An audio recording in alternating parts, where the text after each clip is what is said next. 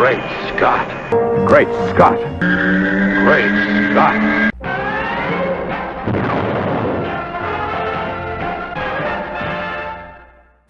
Hello everyone! I'm coming to you live in pouring rain on my birthday.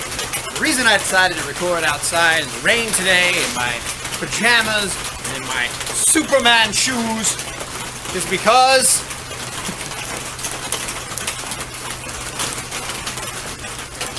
I love rain. It's my favorite weather.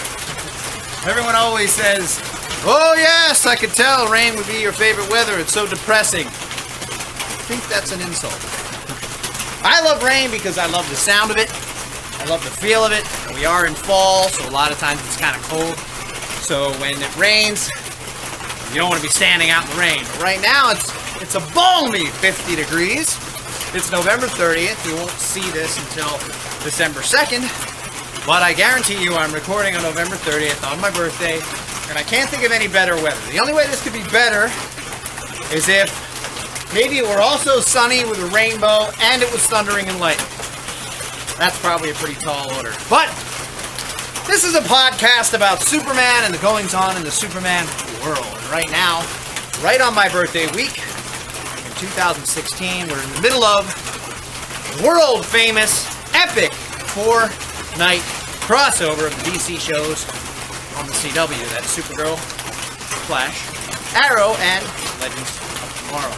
Now, a lot of people were complaining because the Supergirl part of the crossover wasn't all that great, and what they mean by that, I think, is the Supergirl episode might have been just fine, but it was really just a standalone Supergirl episode. Man, I don't know if you could tell, but I'm out of breath from that dancing. I rarely dance, and when I do, I dance like a clown. Bats! I'm coming for you!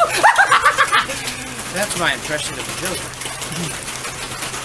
Which also is not Superman, but that's okay, because he's been against him at times. In fact, Superman wanted to kill the Joker once because he had poisoned Lois Lane, and Batman had to convince him not to do it because that wasn't him. Batman said, "That might be me, or it could be me at some point, but it's definitely not you. Never you, Clark.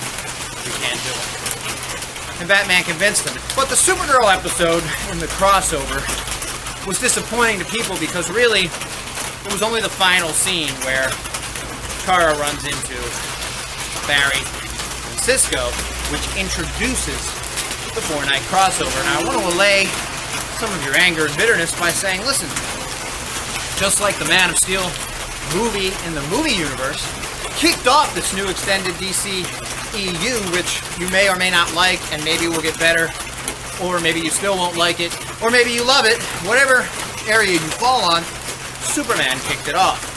Even though Arrow was the first superhero show in the DC TV universe, Supergirl gets to be the one that kicks off this crossover. I know you're all upset because the episode of Supergirl didn't really feature what is happening in the plot of the crossover, but the final moments of the episode are the kickoff to what could be the most explosive DC TV event that's ever happened. And so, while it's not a full-on episode of the Dominator arc, and it's not called Invasion, and it's not really a part of that story, the end part of the episode, obviously, is very, very integral to what happens, because if Barry and Cisco don't travel over to her universe and get her involved, then we don't have the epic 4-show crossover.